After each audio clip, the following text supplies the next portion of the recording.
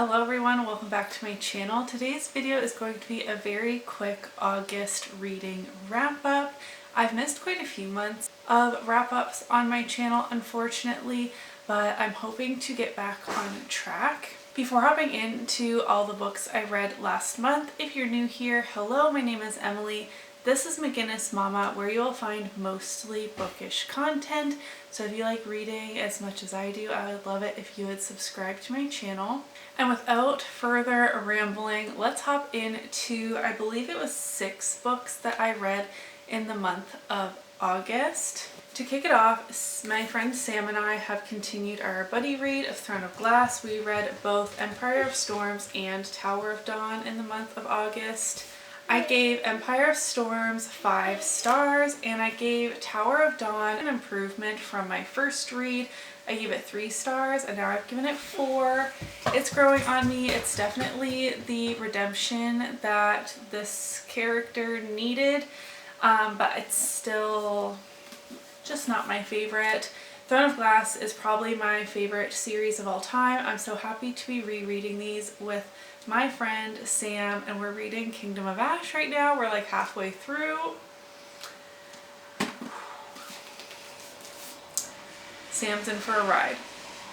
She's reading it for the first time. I believe the rest of the books I read in August were actually all featured in part 2 of my mini TBR Star Hop reading vlog, which I will link up in the cards.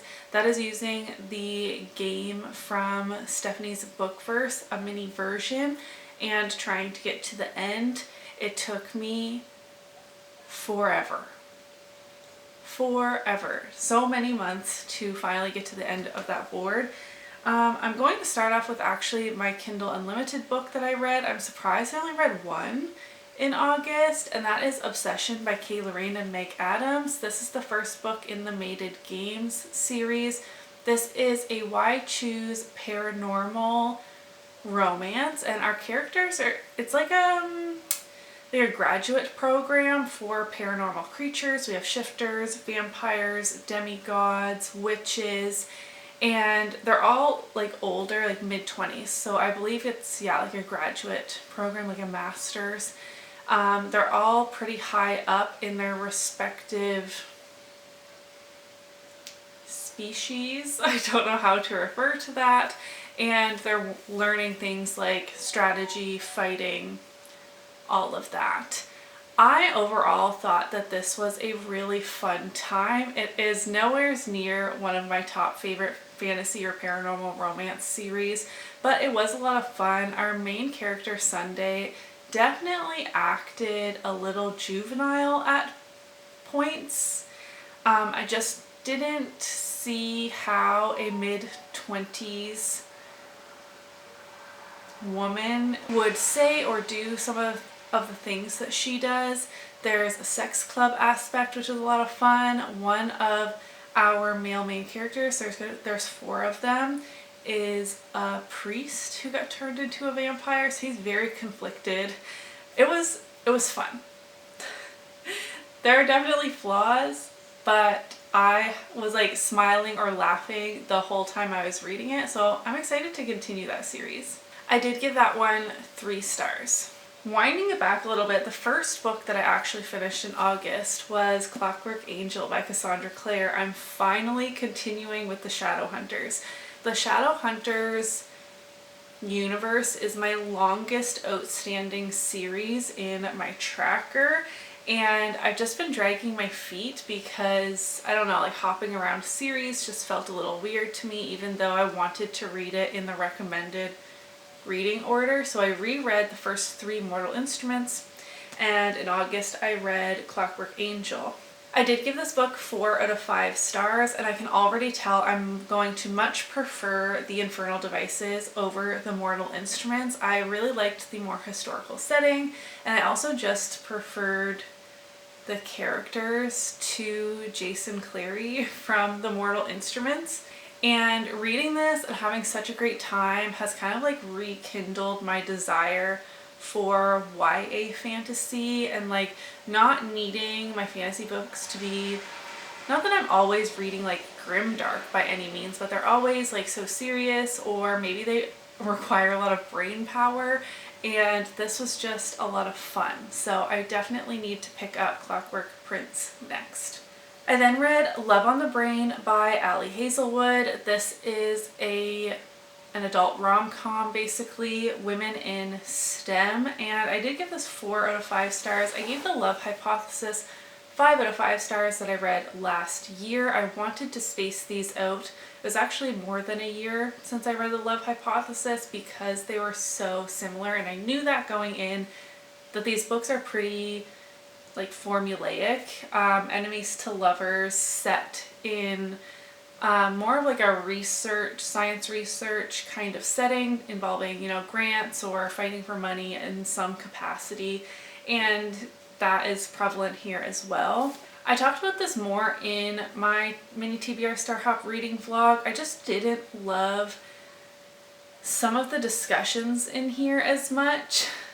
Like, B is so resistant to commitment, and I feel like that drug on a little bit longer than necessary. And also their talk on veganism, the way in which it was handled in here felt a little forced or maybe a little weird to me. I don't know. I am not a vegan. I have friends who are. I have no problem with veganism, but the way in which it was discussed in this book, I was just kind of like, what? It just didn't make any sense to me personally. So for those reasons, I didn't give it 5 out of 5 stars. I feel like I'm over explaining myself. And lastly, I read volume 2 in Spy Family. This is a manga series, and these are so much fun. I did give this one 4 out of 5 stars. I gave the first volume 5 out of 5 stars. I definitely liked that one more than this one, but will still be continuing. I own the first 5, I think. 5 or 6, and I don't know what genre these are. Fantasy, I guess. So we have our 3 main characters. One is a spy who is pretending to be Lloyd Forger. He's been tasked to assemble a family and infiltrate this private school. So he goes to the orphanage and adopts Anya here, and turns out she's a telepath, but Lloyd doesn't know that. And then, of course, in order to make it believable and apply to this prestigious private school, he needs to have a wife. So he gets one of those too, and Yor turns out to be an assassin. So we have, but like none of them truly have a firm grasp on who the others in the family are. It's just the shenanigans in here are so funny, especially with Anya, because she's a telepath, but she's also a child, so she's not always understanding what she's picking up on, and she also has these like very over-the-top childlike reactions to things that people think, and they knew they didn't say things out loud, and yet she's responding in these funny ways, and I find myself smiling and laughing the entire time reading this. I did give it 4 out of 5 stars just because this one didn't blow my mind, like blow my socks off like the first volume did, but I'm still looking forward to continuing. Wow, that was a quick video for me. That literally never happens. Those are the 6 books that I read in August. I am really behind on my Goodreads reading goal, and I feel like I really didn't read that much in the summer. We had a very hard summer here. I had all 3 kids home. I work from home, so that in itself is challenging. And then our home flooding and it just being like raining all the time. I just didn't read as much as I would have liked to, but hopefully this fall I can pick up speed and also get back to regularly scheduled programming such as these monthly reading wrap-ups, which I do enjoy, both for you guys but also just like my own self to look back on if I need to. I'm not making any sense. You'll have to let me know if you read any 5-star books. I started putting them back here and then I didn't continue. If you had any 5-star reads in the month of August, as you would have heard, my only 5-star read in the month of August was Empire of Storms, so this was a fantastic reread. But definitely let me know yours in the comments below. If you enjoyed today's video, don't forget to give it a thumbs up so that I know, and I will see you in my next one. Bye!